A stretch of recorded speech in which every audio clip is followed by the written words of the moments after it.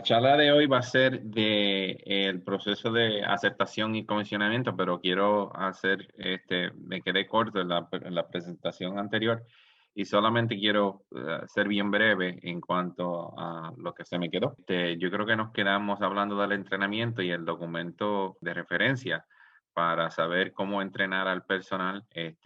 Fue publicado bien bueno por la OIEA en el 2008. Próximas slides, sé que están bien llenas, pero describen el proceso de educación y de formación y de entrenamiento de los distintos miembros del equipo que va a trabajar con los pacientes de braquiterapia de alta tasa. Entonces, la formación del radiooncólogo, radioterapeuta, no voy a leerlos todos porque yo creo que es entendible cuando uno lee las distintas cosas en las cuales se debe entrenar el personal. Este sería para un físico médico.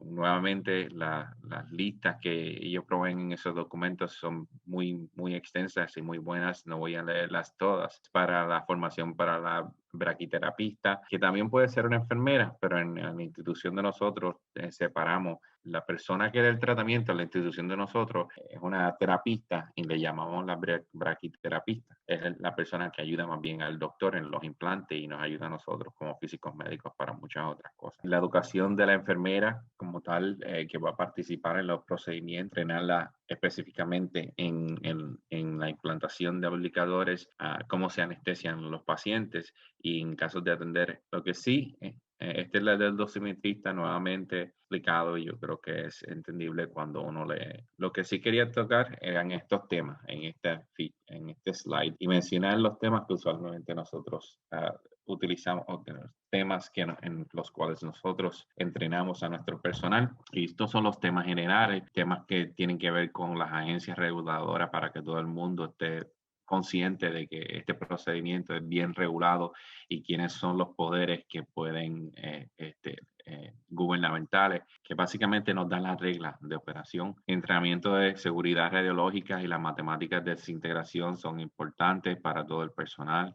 El tamaño, la apariencia, los niveles de radiación alrededor de la fuente entrenados, el uso y operación de los instrumentos que se van a utilizar para medir la radiación y los instrumentos que se van a utilizar para hacer los surveys, los rastreos de radiación. Es importante que se entren esos controles de acceso de la fuente, cómo es que las áreas tienen que estar identificadas, también tienen que saber reconocer esos símbolos de identificación, como los procedimientos y políticas del control de calidad, como de los equipos y también el control de calidad que uno tiene que hacer para que uno pueda dar un tratamiento seguro y efectivo. La capacitación, en esto yo quiero enfatizar que para mí el énfasis del entrenamiento de todo el personal en cuanto a cómo la unidad funciona, cómo la unidad opera, cómo los aplicadores, tubos de transferencia funcionan,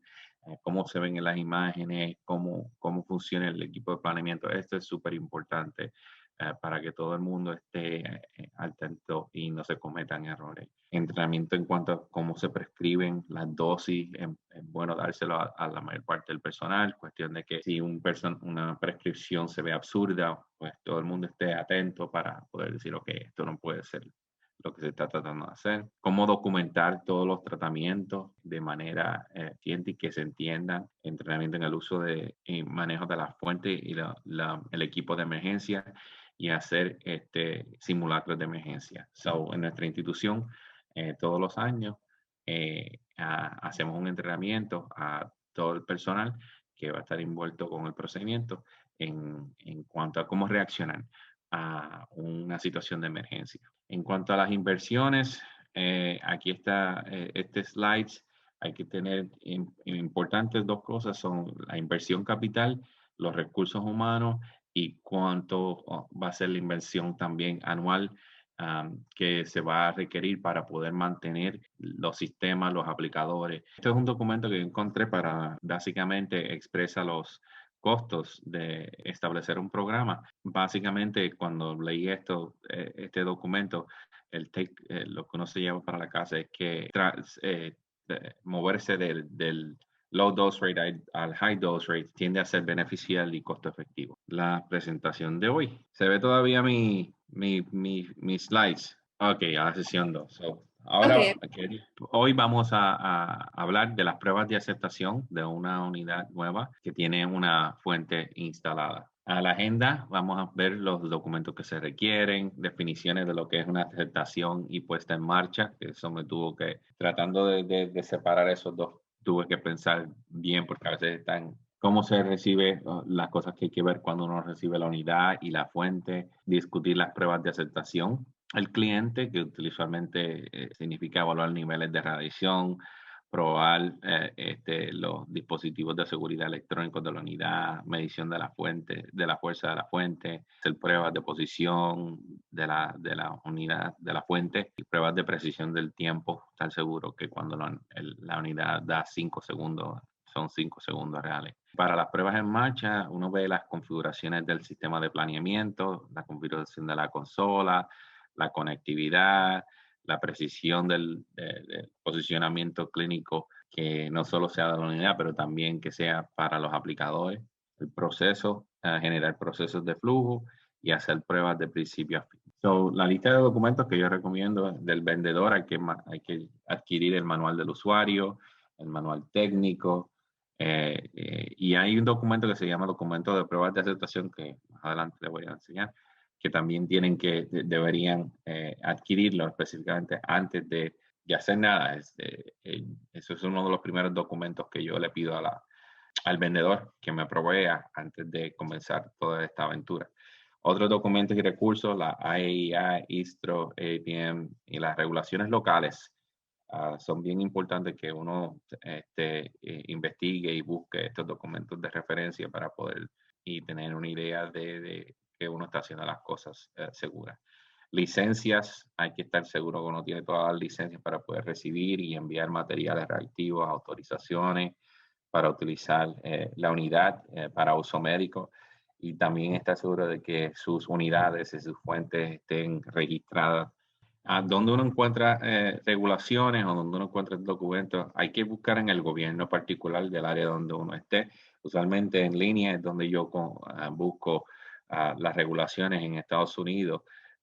Tengo que buscar dos, tengo que buscar las federales, que es el NRC, y las estatales, que para mí son AIMA, para dónde están esas regulaciones que van con las cuales uno se tiene que practicar el uso de la fuente de radiación médica. Y si no hay muchos recursos locales, uno puede utilizar los recursos de las instituciones internacionales como el IAEA. So, el proceso de prueba de aceptación y puesta en servicio, pues, obviamente, uno recibe la unidad, una vez que la reciba, se empieza a instalar, esto es hecho por el vendedor, después uno pasa, después que la unidad está instalada, uno pasa a las pruebas de aceptación, que uno la hace con el vendedor o el proveedor y la tiene que hacer con el físico también. Y después el físico se encarga de hacer el resto de las pruebas de puesta en servicio. En cuanto durante la entrega y la recepción, en la instalación de la máquina, es importante tener en consideración que mientras que la unidad sea instalada, la unidad le pertenece todavía al vendedor, no le pertenece a la institución. So, uno se debería de asegurar que antes de firmar cualquier documento que dice que la unidad está aceptada, que uno, de acuerdo que ya todas las pruebas han satisfacido lo que el físico quería. So, el propósito de las pruebas de aceptación son dos básicos que yo puedo resumir. El primero es que la aceptación, uno tiene que probar que la unidad cumple con los estándares de seguridad estipulados por las regulaciones, tanto locales como internacionales, y cumple con las especificaciones contractuales que uno hizo cuando firmó el contrato para comprar la unidad. El alcance de la prueba generalmente se determina entre el proveedor y por el proveedor, pero también uno puede tener ese documento y decir, ok, yo quiero que me añada, antes de yo aceptar la unidad, yo quiero que me añadas estas otras pruebas y me me pruebes que esto funciona. Eso uno lo puede negociar antes de comprar la unidad. El proveedor y el cliente en las pruebas de aceptación, después de que se hace el acuerdo para el contrato de compra, el proveedor tiene que demostrarle al cliente que la unidad está cumpliendo con todas las pruebas que uno puso en el contrato y también que tuvo un acuerdo cuando se iba para el procedimiento de aceptación. Estos estándares y pruebas se van a documentar en ese acuerdo y también en este documento los procedimientos de cómo se van a hacer las pruebas están definidos. Y una vez que el proveedor y el cliente ambos firman el documento de pruebas de aceptación, la unidad entonces pertenece al cliente. Así que cualquier cosa, yo siempre digo, asegúrate que antes de tú firmar el documento de aceptación, uno esté satisfecho de que la unidad está funcionando de la manera que uno quiere. En cuanto a la puesta en servicio, pues tiende uno hay que probar, adquirir y probar la precisión de los parámetros específicos del sistema y los aplicadores asociados en el proceso de planificación y tratamiento. Hay que verificar la entrada de datos tanto en el sistema de planeamiento como en la consola. Hay que hacer pruebas de precisión de cálculo dosimétrico y esta prueba se va a discutir, este tema se va a discutir en otra presentación más adelante, no va a ser incluido en esta. Desarrollar procedimientos operativos y de control de calidad. Hay que también en el comisionamiento entrenar al personal involucrado y hacer lo que se le llaman pruebas de extremo a extremo, de principio a fin. Cuando uno recibe la unidad del departamento, como dije, tiene que tener una licencia y estar registrado para la instalación, la aceptación y el uso no solo de los equipos, pero también de las fuentes de braquiterapia.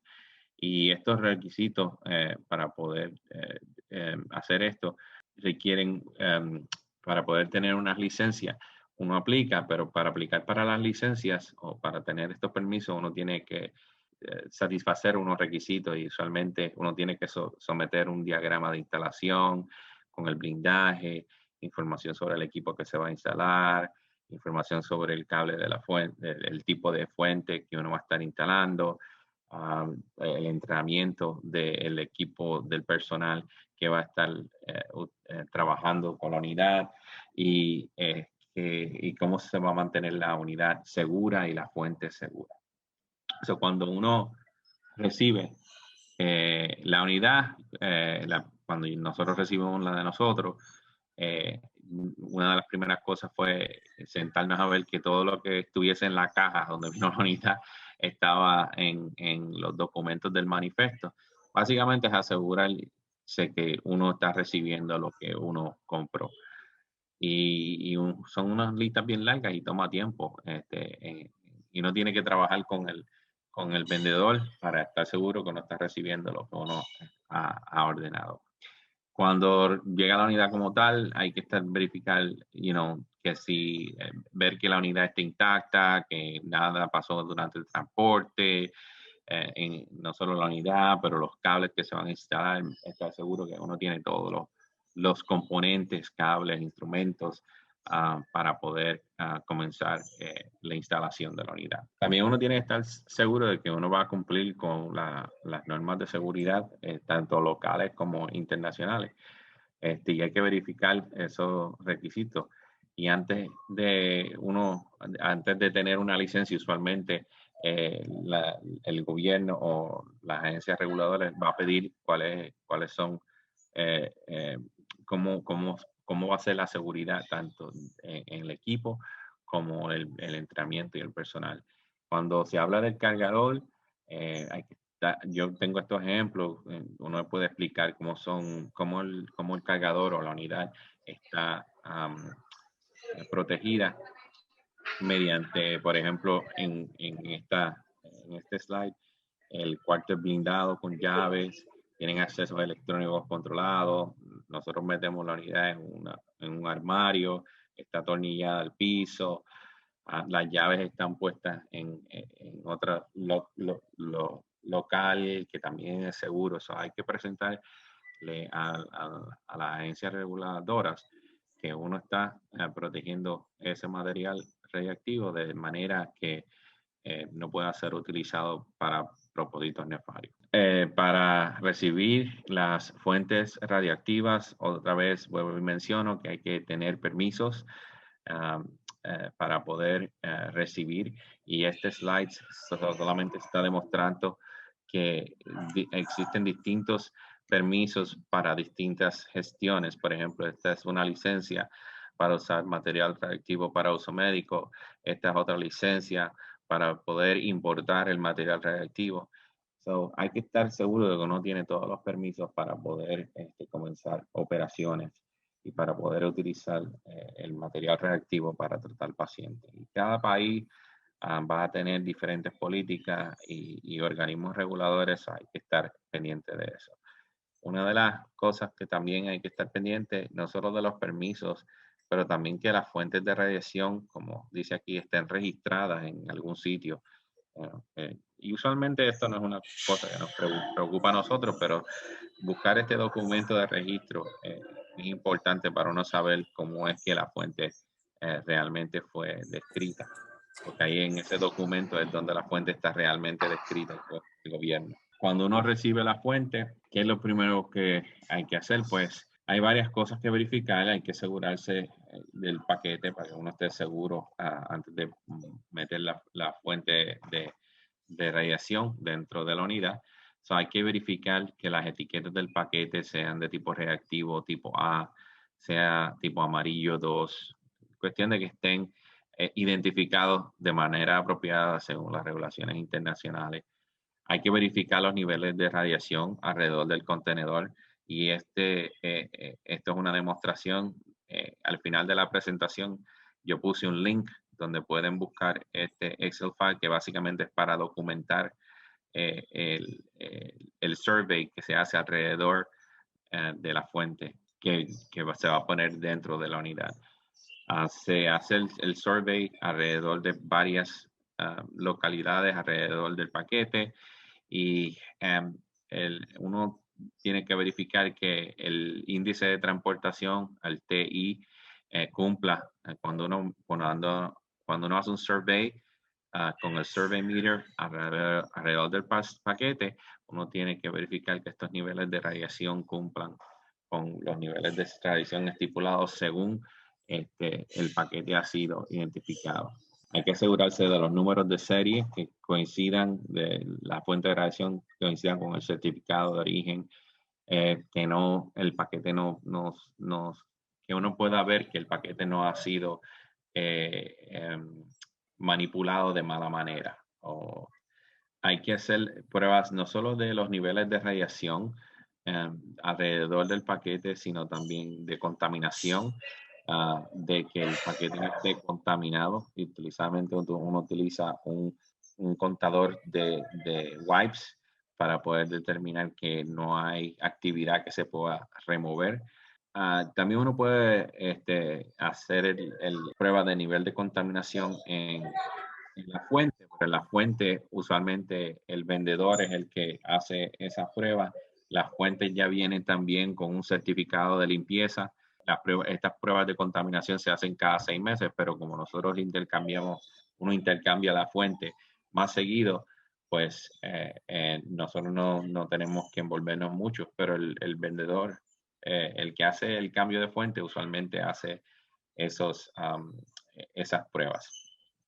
Obviamente la fuente debe ser instalada por personal autorizado por el manufacturero. En cuanto a las pruebas de aceptación, de una vez que uno recibió la fuente, el manufacturero estaba ahí, el manufacturero instaló la fuente, pues se sientan ahora a hacer pruebas de sentación. Y primero uno ve la seguridad de operación de la unidad y el cuarto. Uno mira la funcionalidad de los sistemas audiovisuales, que haya la disponibilidad de la instrumentación de encuestas, los surveys y los Geiger counters, verificar los interlocks de la unidad y el funcionamiento de los sistemas de retracción de emergencia cuando se pierde la potencia, los indicadores de radiación, tanto de la unidad como del cuarto en cualquier alarma audible. Estar seguro también de que todos los sistemas estén, perdón, que haga postings, sea identificada con símbolos de radiación. Y también uno tiene que verificar, muy importante, los niveles de radiación de la unidad con la fuente instalada y eventualmente los niveles de radiación alrededor de la unidad. En adición, uno tiene que verificar que la unidad satisface las especificaciones contractuales que uno hizo con el vendedor y con las reglamentarias, que tiene que ver con la fuerza de la fuente, la posición de la fuente, la precisión de la posición, la precisión del temporizador o del timer, lo que yo le digo el timer, y la funcionalidad del sistema de planeamiento. La encuesta de la unidad. Una vez que la fuente esté instalada, yo quiero estar seguro de que mientras yo estoy caminando alrededor de la fuente dentro del cuarto, las cosas van a estar seguras y utilizo un medidor de survey calibrado con 137. Aquí se puede ver que hace el survey en distintos puntos alrededor de la unidad afterloader con la fuente instalada para estar seguro que los niveles son seguros. ¿Cuáles son los niveles son seguros? Para mí, niveles seguros de exposición de menos de 2 mR a un centímetro de cualquier superficie de la unidad y menos de 1 a 1 metro alrededor de la unidad. Y la primera vez, cuando uno lo hace, uno tiene que estar seguro que uno va por todas las superficies y por todas las áreas donde uno se puede exponer. Verificar que eso no solo cumple con los niveles seguros de uno, pero también que cumple con los niveles que el manufacturero diseñó que la unidad. Este documento aquí es el registro de la unidad de Varian y aquí es donde se estipulan cuáles son los niveles de radiación que se esperan que se espera que uno obtenga para que en la unidad. La unidad está buena, no hay problema con la unidad, todo está bien alrededor de la unidad.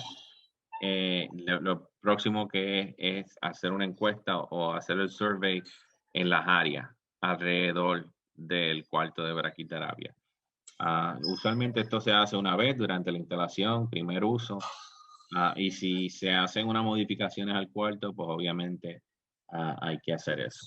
Es necesario probar también que el blindaje está instalado y cumple con los estándares de diseño y para ver si hay en este momento deficiencia.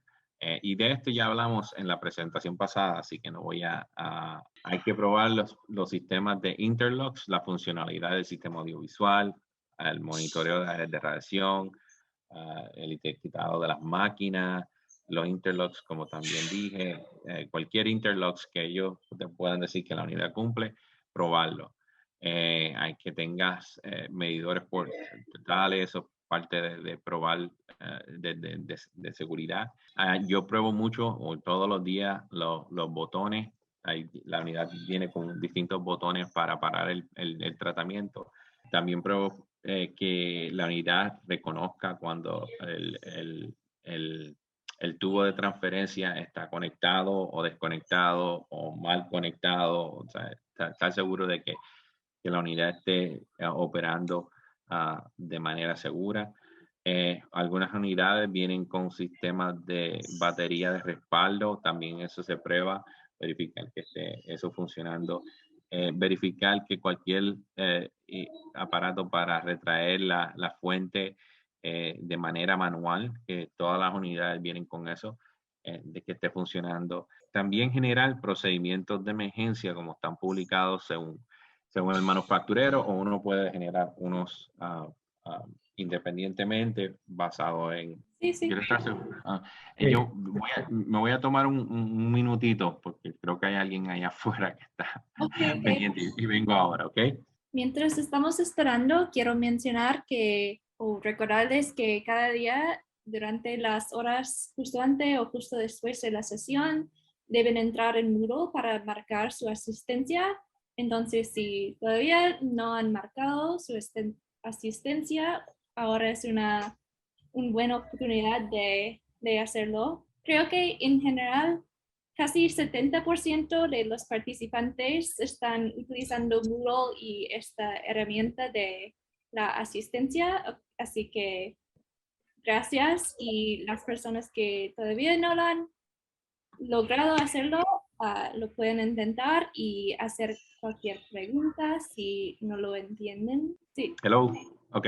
So, para continuar las pruebas de aceptación, la próxima es la medición de la fuerza de la fuente. Y voy a hacer un pequeño resumen de por qué utilizar el concepto de intensidad en el kerma del aire para cuantificar la fuerza de la fuente, hablar un poquito del proceso de calibración tanto en aire como cama de pozo y en breve el control de calidad que le hacemos a la cámara. So, ¿por qué utilizamos, por qué hacemos mediciones en aire? Medimos en aire la fuerza de la fuente, la cuantificamos de esa manera. La verdadera actividad de las unidades en unidades de milicurie o transiciones por segundo es difícil de cuantificar y eso no es lo que los sistemas de planeamiento están utilizando. Estas unidades usualmente, aunque nosotros le llamamos Curie o millicurie, a la fuerza de la fuente, tendremos que utilizar esa unidad. Realmente la unidad debe convertirse a kerma en aire o dosis en aire, porque esto es lo que se va a utilizar para poder hacer los cómputos de la dosis. Y también porque los factores de conversión de actividad en milicurie a dosis en aire dependen mucho de las exposiciones, de la tasa de exposición o la exposure rate constant. So, no esa variable no es muy buena para hacer los cálculos. So, dosis en aire es la manera de cuantificar las cosas. So, los valores de las constantes de la tasa de exposición van a depender también de cómo está la fuente construida y cómo se mide. Y el valor usualmente que uno utiliza en el laboratorio de calibración puede ser diferente de los valores que uno está. Hello.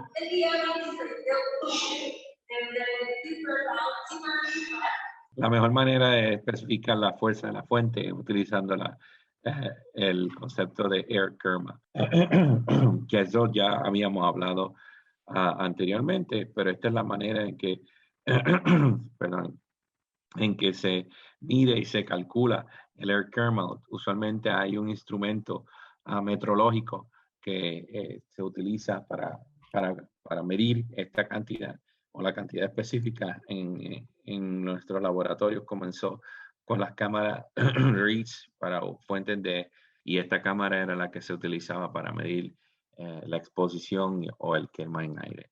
Pero también existían estas cámaras esféricas que son las cámaras ahora estándar o el instrumento metrológico para medir la cantidad absoluta. So, para fuentes selladas de alta energía se utilizaron estas cámaras y cuando la fuente HDR se fabricó o comenzó a utilizarse, no había en los sistemas, en los laboratorios, no había una manera de medir la fuerza de la fuente como tal. Así que en el 91, Getch propuso una metodología para poder medir o cuantificar la fuerza de la fuente en términos de air kerma, utilizando estas cámaras esféricas y utilizando un procedimiento bien complicado para mí. Bueno, nuevamente el procedimiento lo fue publicado primero en el 91. Recientemente fue reevaluado por Stump en el 2002. Y básicamente el procedimiento es que estas cámaras, no había un factor de calibración o no había una manera de determinar el factor de calibración de las cámaras. Así que habían dos haces de radiación, uno de cesio y otro de 250 kVp, y las cámaras tenían factores de calibraciones para cada una de esas energías.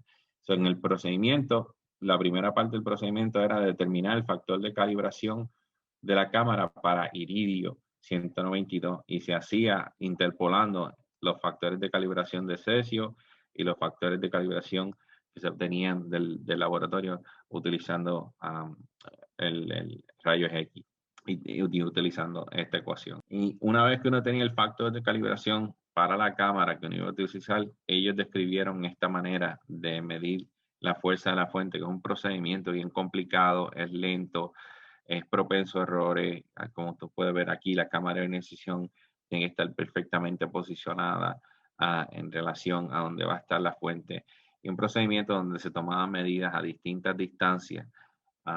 Y después de que uno toma esas medidas a distintas distancias, uno hace unas curvas y el propósito general de las curvas es para sacar cualquier error que haya con el tiempo y también para sacar cualquier error que haya con la radiación de dispersión. So, de esta manera, ellos estaban tratando de determinar cuál es la fuerza de la fuente en quema de aire primaria, pero no es recomendado para clínica. Yo lo hice una sola vez cuando era estudiante en el 98 y realmente toma mucho tiempo. Ahora, hoy día, gracias a Dios, pues tenemos otro tipo de cámara, que es las cámaras de pozo, y este es el instrumento que nosotros utilizamos actualmente en nuestra clínica. Lo que hacen los laboratorios es, ellos tienen esas cámaras de ionización metrológicas. Ellos hacen este procedimiento que se diseñó cuando la fuente originalmente salió de Getch para medir la fuerza de la fuente utilizando este procedimiento. Y entonces, una vez que hacen eso, pues ellos dicen, ok, esta es la fuerza de la fuente, ya tienen una fuente caracterizada y pueden transferir pueden utilizar esa máquina para entonces transferirle a otro tipo de instrumento que es como nosotros aquí, la cámara de pozos. Una vez que el laboratorio realice las mediciones de la fuerza de la fuente en AirKerma, utilizando este procedimiento, la fuente puede ser utilizada para transferir ese AirKerma a otro instrumento como las cámaras de pozo aquí. Los factores de calibración vienen entonces en AirKerma Strength y vienen específicos para iridio 192 y las unidades son en términos de U por A o microgray metro cuadrado por hora por ampere. Se utiliza la corriente en vez de la carga. Uno mide corriente en vez de carga y esto obviamente para eliminar cualquier error que tenga que ver por la dosis de tránsito.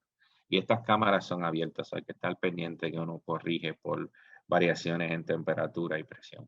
Una de las primeras cosas que nosotros hacemos en nuestra institución, verificar la constancia de la cámara o que la cámara esté funcionando apropiadamente antes de nosotros utilizarla para medir la fuente actual de radiación. Y la cámara también, como dije, son abiertas a la temperatura, son abiertas al aire, o van a ser afectadas por la temperatura y la presión. Hay que tener esto en consideración y cualquier reading que uno tenga, uno tiene que corregirlo. Las cámaras también tienen una respuesta que va a depender de dónde dentro de la cámara uno esté. O sea, hay que averiguar y estar seguro de esta respuesta. Y cuando uno va a comenzar a hacer mediciones, uno debe de dejar la cámara primero que se estabilice al cuarto. Cuestión de que cuando uno haga las correcciones de temperatura sean apropiadas. En adición a que debería uno posicionar esta cámara lejos de cualquier estructura que pueda producir dispersión que afecte los niveles. Con este tipo de cámaras uno utiliza esta ecuación para hacer el cómputo del Kelman, la intensidad de Kelman en el aire, el factor de calibración lo obtenemos, la corriente y las otras correcciones. Nuevamente, cuando uno hace las mediciones, uno tiene que medir en distintas posiciones dentro de la cámara para uno saber cuál es la lectura máxima. Lo único que lo que uno está buscando es básicamente este sweet spot dentro de la cámara. Y ahí es donde uno hace la medición. Este file también va a estar incluido al final de la presentación. Ya medimos la fuerza de la fuente y aquí en este file ve las lecturas en nanoamperes y la descripción de la fuente, y todo está básicamente esta ecuación en la que se va a utilizar para determinar cuál es la fuerza de la fuente, como está expresada aquí en miligrays metros cuadrados por hora, y comparar esa fuerza de la fuente que uno está midiendo con la que está en el certificado de calibración que viene del manufacturero. Ya uno midió la fuerza de la fuente, está muy bien. Otra cosa que uno puede ver es la dosis de tránsito que se mide durante la aceptación y se verifica anualmente, se verifica anualmente utilizando otro parámetro que es el parámetro el error de transición de la prueba de exactitud del temporizador. Eso lo vamos a ver más adelante. Estas mediciones de la velocidad de la fuente no son triviales y se han descrito, yo creo, en 1 o 2 documentos. Este documento fue el que mejor encontré, que describía cómo hacer esas pruebas, pero no son fáciles de hacer. Pero es el más fácil de describir. El método es el más conveniente, utilizar la cámara de pozo, pero hay que considerar que el utilizar la cámara de pozo va a tener sus errores, que como dijimos antes, la cámara de pozo la sensitividad en la cámara de pozo varía según la posición de la fuente dentro de la cámara.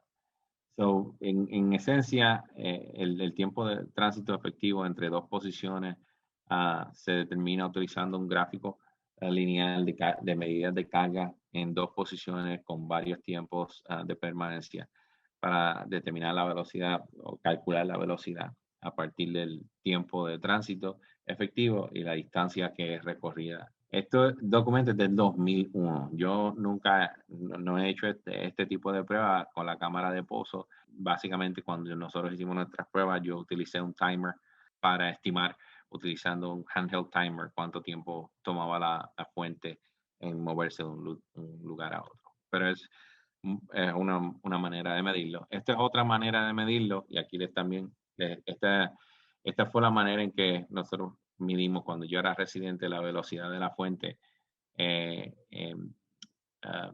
originalmente, y básicamente es similar a lo que se propuso en el 2001. Básicamente uno primero tiene una geometría cuantificada. Hay una geometría específica. Uno hace unas mediciones de carga en estas distintas posiciones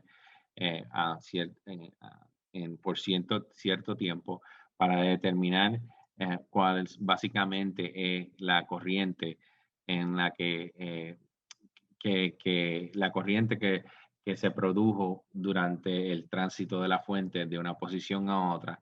Y básicamente es utilizar esta ecuación para determinar cuál es la dosis de tránsito que ocurrió en este punto, mientras la dosis se está moviendo de un punto a otro, y utilizando esas ecuaciones uno puede sustituirla para determinar cuál es la velocidad de la fuente. Cuando nosotros hicimos estas mediciones, fue aproximadamente 40 centímetros por segundo. Perdón.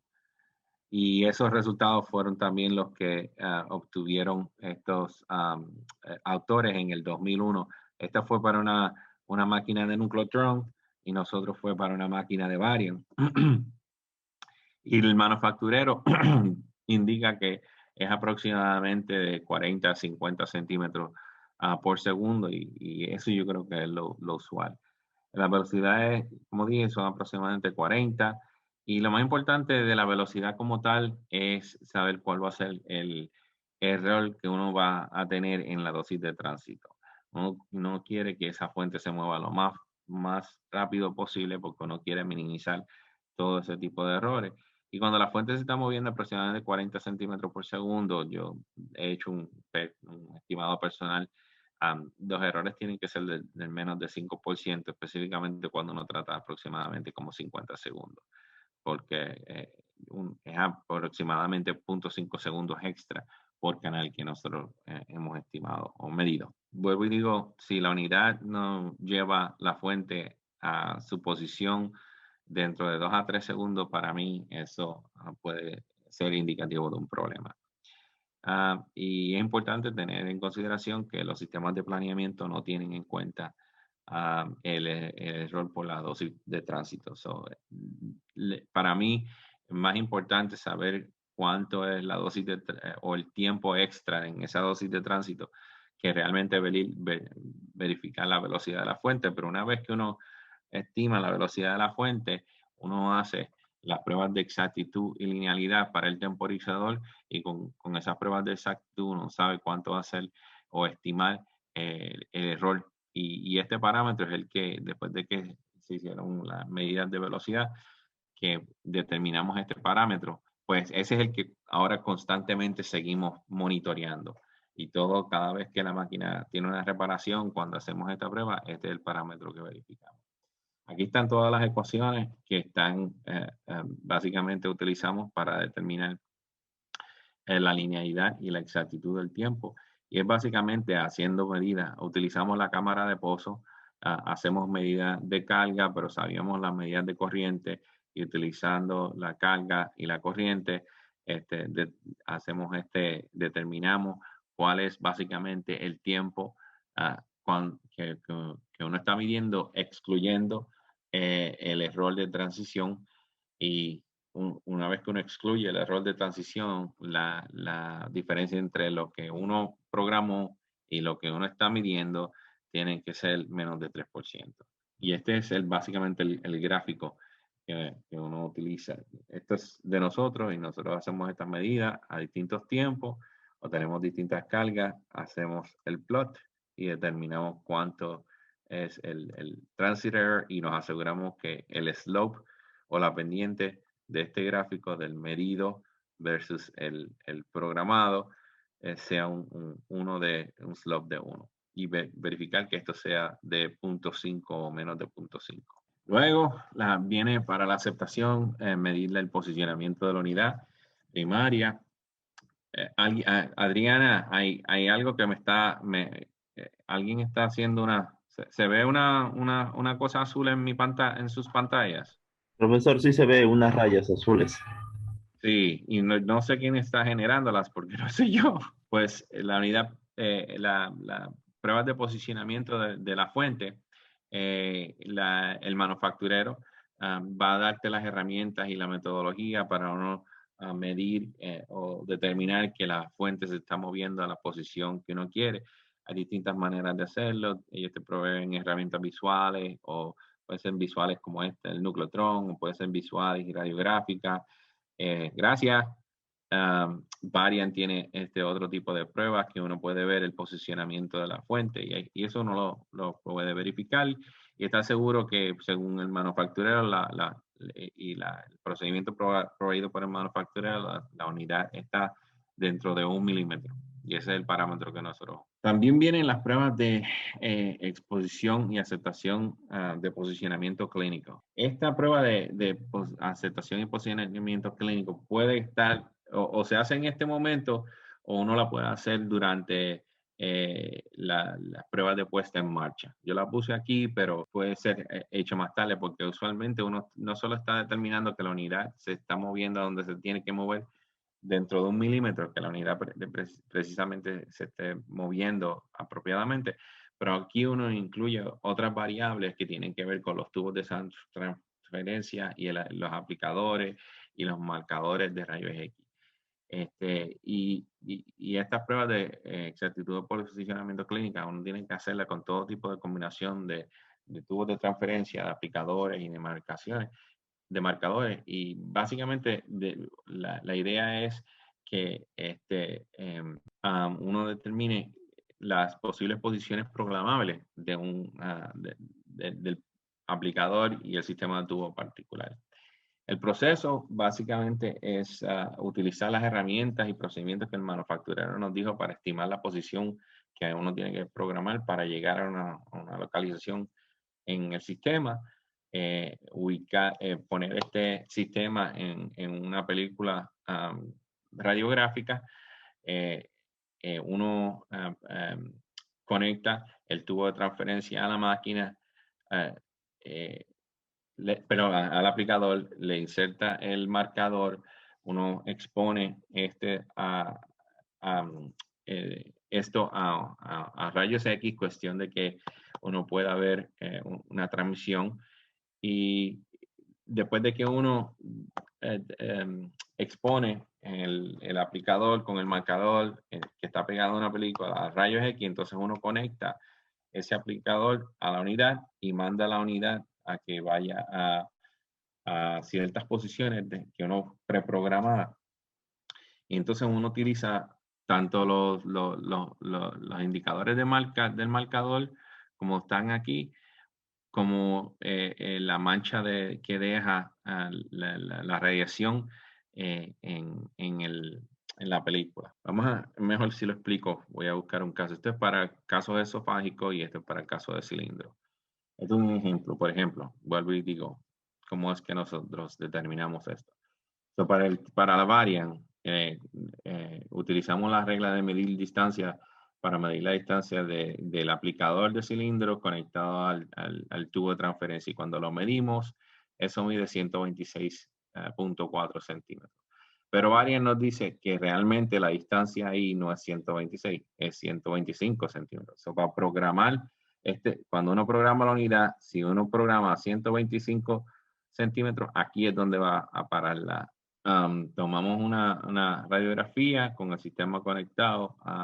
Primero hacemos la radiografía de transferencia para que poder ver el marcador y ver la estructura del aplicador. Y después conectamos eso a la máquina y enviamos la fuente a una localidad preprogramada. Por ejemplo, en ejemplo específico, enviamos la fuente a que se parara a 123 centímetros en vez de a 125.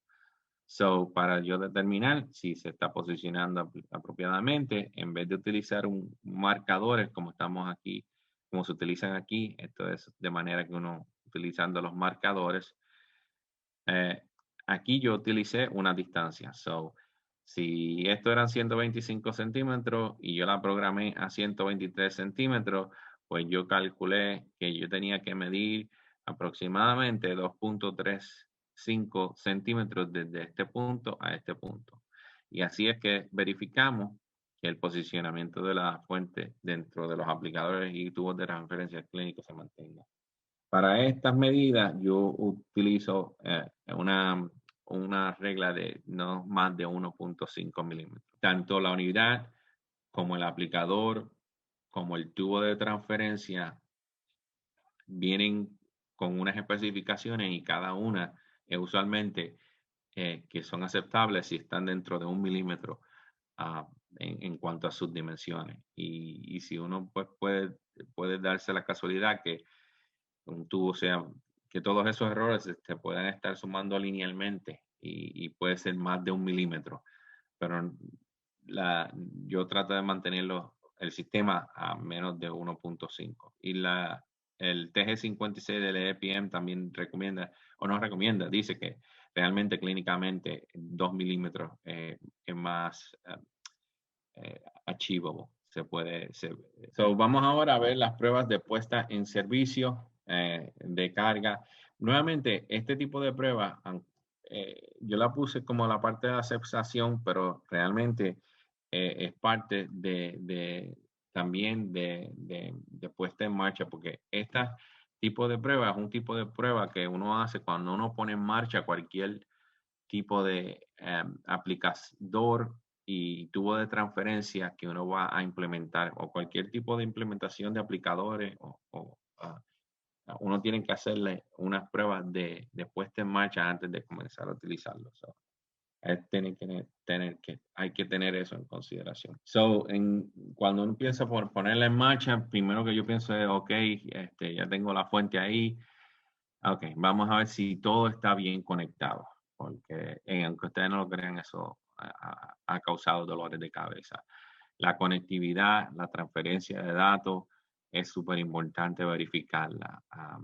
Hay que verificar que la comunicación entre todos los sistemas que se van a utilizar para imágenes y el sistema de planeamiento, y entre el sistema de planeamiento y la unidad o la consola, de la consola, que vuelve otra vez al sistema de planeamiento o al sistema el sistema que graba que los tratamientos han ocurrido.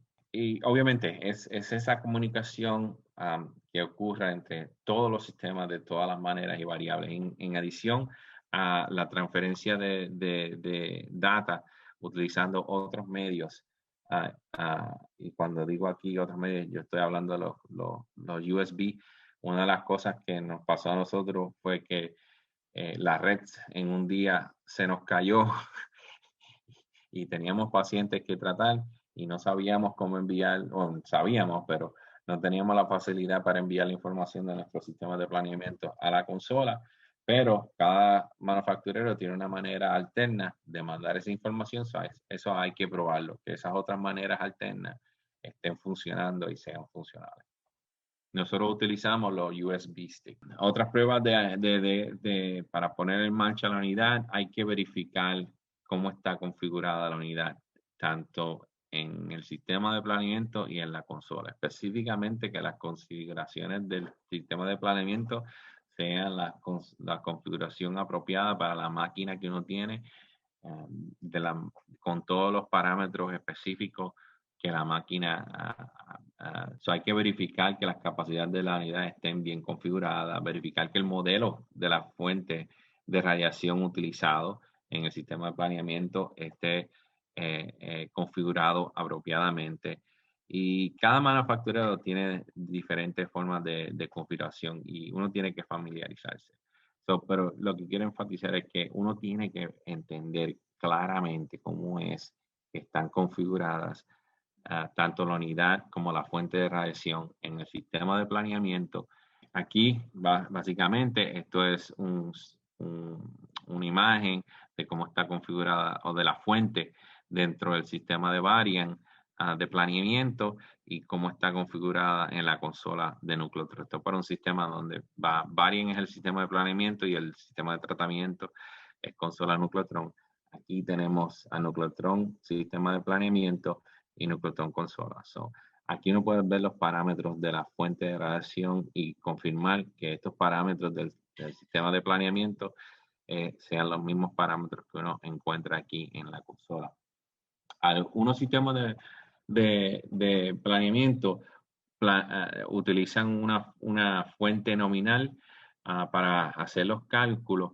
La fuente que está en el sistema de planeamiento usualmente no se cambia. Solamente se cambia la información de la consola. Hay que entender y probar que esto funciona adecuadamente, en específico cuando uno hace planes con una fuente que es constante en el sistema de planeamiento, verificar que en la consola el decaimiento de la fuente o el cálculo del tiempo, porque estamos utilizando otra fuente aquí, sea un cálculo apropiado cuando se transfiere la información de aquí. También familiarizarse cómo es que las consolas decaen. Hay algunas consolas que hacen el decaimiento diario y otras consolas que hacen el decaimiento horario. Por ejemplo, Nucleotron para la Varian, nosotros ahora que utilizamos Varian, decaemos la fuente solamente una vez al día. En cuanto, nuevamente, para enfatizar la configuración entre el sistema de planeamiento y la consola, esto aquí es un screenshot de un tratamiento, del plan de tratamiento para un paciente de cilindro de nosotros, y aquí uno puede ver toda la información que tiene que ver con la fuente que está instalada, el número serial aquí de la fuente que está instalada. Y este aquí es el printout de la consola, y también uno puede confirmar que uno tiene el mismo número serial. La actividad de la fuente en QGIS confirmada que es la que esté en la consola. También uno puede verificar que la fuerza de la fuente, no solo en QGIS, pero también en unidades de Kelman de aire, son las unidades apropiadas y que también se están transfiriendo a la consola y es la misma. Con este screenshot yo puedo verificar muchas cosas en adición a verificar el decaimiento de la fuente. Aquí en este caso particular, cuando nosotros hacemos nuestro cilindro, nosotros planeamos y tratamos el mismo día. No hay decaimiento de la fuente. Y toda la información del plan de tratamiento pasó.